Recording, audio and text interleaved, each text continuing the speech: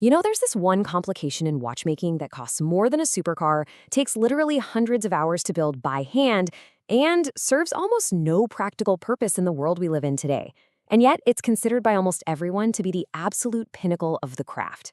It's this hypnotic, spinning, mechanical marvel that represents one of the biggest paradoxes in all of luxury, the tourbillon. So today, we are going deep on this beautiful and, yeah, arguably pointless masterpiece. We're going to break down exactly how it works, why it was even invented in the first place, and how it went from being this cutting-edge tool to pure high art theater for your wrist.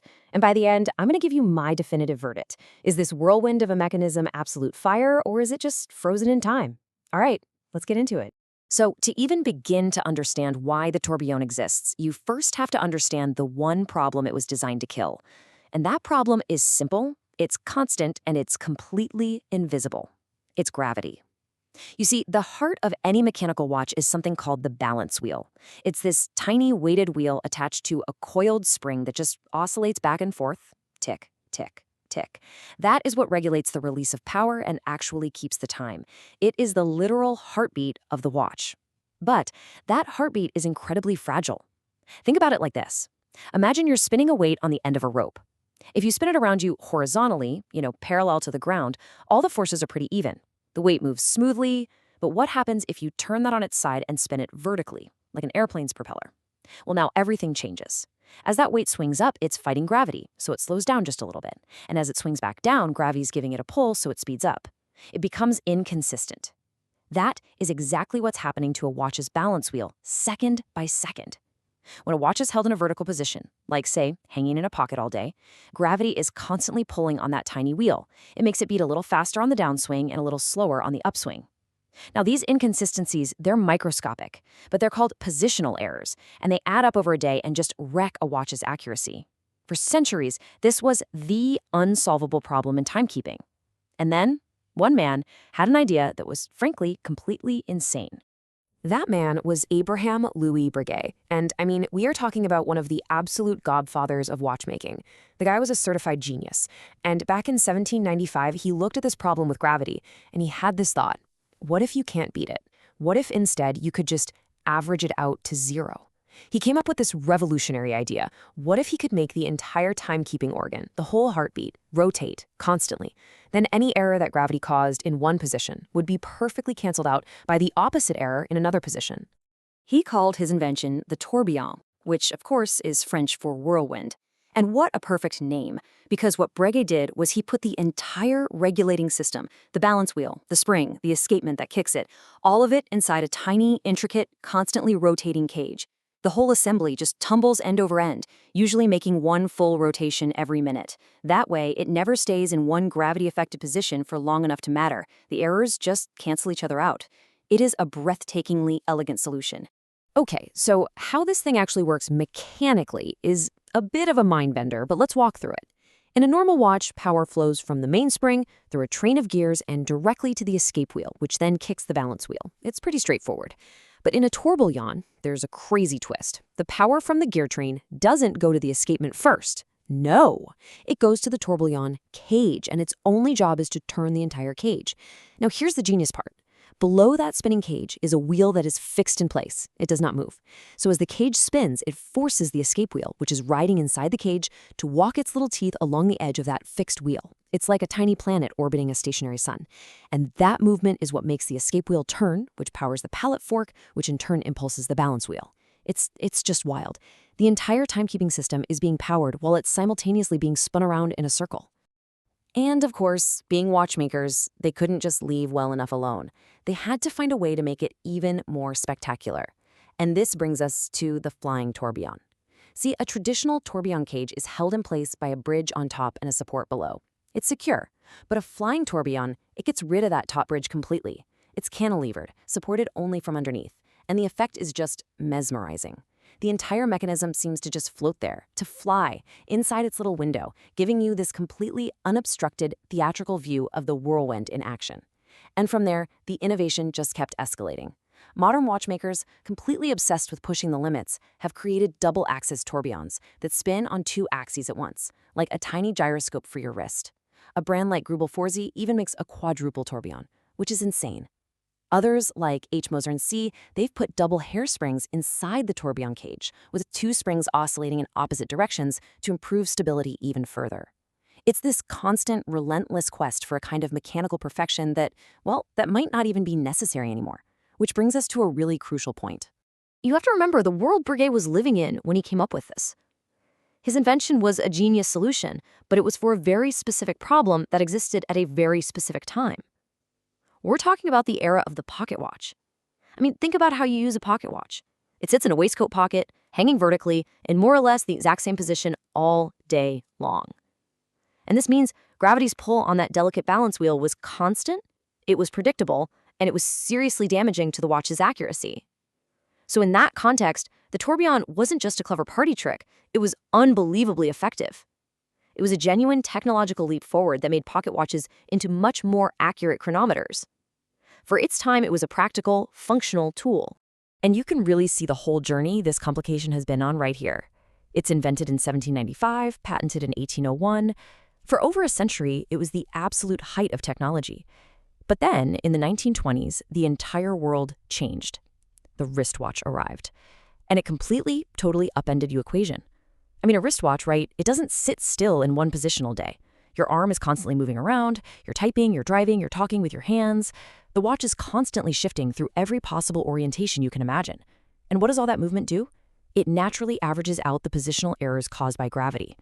The simple, everyday movement of your wrist accomplishes the exact same goal as Breguet's incredibly complex, incredibly delicate, and incredibly expensive tourbillon.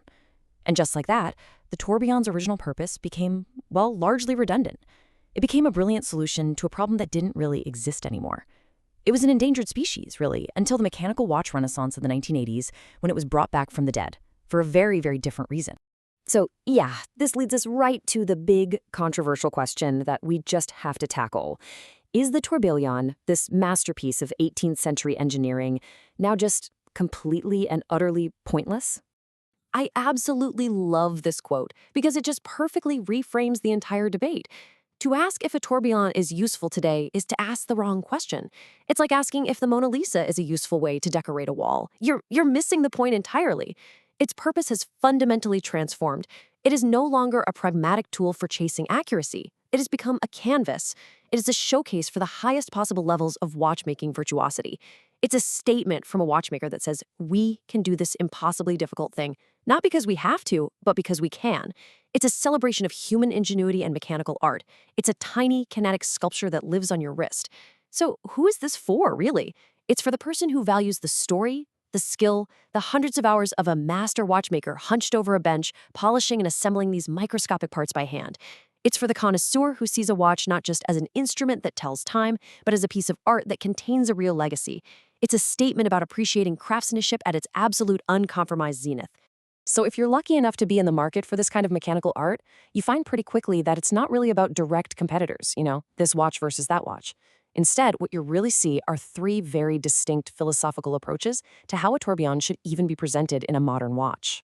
When you look at the market today, these 3 schools of thought are really clear. First, you have the classicist. Think of the brand Breguet itself with its beautiful classique tourbillon.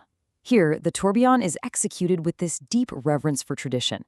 It's flawlessly finished, but it's integrated so elegantly into a very traditional dial. It's not shouting at you. This is for the old money collector who appreciates heritage.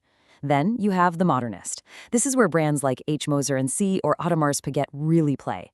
For them, the mechanism is the main event. It's the whole show. It's front and center, maybe floating against a stark, pitch-black dial. This approach is all about spectacle. It's about making a visual statement. These pieces are designed to command attention. And finally, you've got the innovator. These are the mad scientists, your Jaeger the Culturas with their insane multi-axis gyro tourbillons, or Grubel Forsey. They use the tourbillon as a platform for pure, hardcore research and development, pushing the boundaries of what is even physically possible in watchmaking. It's for the real tech nerds of horology who want the most advanced machine possible. And if I had to give my personal take, I really think the modernist approach is probably the most honest expression of what the tourbillon is today. It doesn't pretend to be about some hidden technical advantage anymore. It just acknowledges that this is about celebrating the sheer, breathtaking beauty of the mechanism itself. It puts the art on full display, and I have a ton of respect for that. Okay, so we've seen how it works, we know where it came from, and we've talked about what it has become. Now it is time for a clear, direct verdict. Is a tourbillon, with its absolutely astronomical price tag and its, let's be honest, questionable utility, is it actually worth it? Let's break it down really simply. You should absolutely buy a tourbillon. It's fire. If you are someone who believes that watches, at their core, are pieces of mechanical art. If you want to own something that represents a true pinnacle of human craftsmanship, and if you value the story, the spectacle, and the sheer audacity of the thing more than pure cold pragmatism, then yes, this is for you. On the flip side, you should skip it. It's ice. If your number one goal is getting the best accuracy for your money. I mean, a COSC-certified chronometer that costs a few $1,000s will be more accurate day to day. You should also skip it if you prefer your tools to be understated, quiet, and purely functional. And let's be real, you should definitely skip it if the budget for one tourbillon could build you an absolutely incredible, diverse collection of 5, 10, or maybe even 20 other fantastic watches. So, where do I land? For me, it is not even a question. The tourbillon is absolute fire. Because in the world of high horology, pointless perfection isn't a bug, it's the entire feature. The whole point of this hobby, when you get to this level, is to celebrate mechanical ingenuity and artistry that goes way beyond mere necessity. And the tourbillon is the ultimate, the most beautiful and the most captivating expression of that philosophy. I mean, its journey is just incredible when you stop and think about it. The tourbillon began as a practical weapon in the war against gravity, a tool for a specific time in a specific place. It then became obsolete, a relic of a bygone era, only to be reborn as this breathtaking symbol of horological art. And the thing you should be watching for next is how these incredibly complex multi-axis tourbillons, which were once the exclusive domain of seven-figure watches, are slowly starting to become a fixture in the entry-level, six-figure world of high-end independent watchmaking. The spectacle is only going to get crazier. So that's my take, but I really want to know what you think. Do you see the tourbillon as the ultimate watch flex, a true piece of high art for the wrist? Or do you think it's just beautiful, pointless engineering that's fundamentally overpriced? Let me know your take down in the comments. If you found this useful, subscribe. New watch content every week. Watch everything. Tick drop.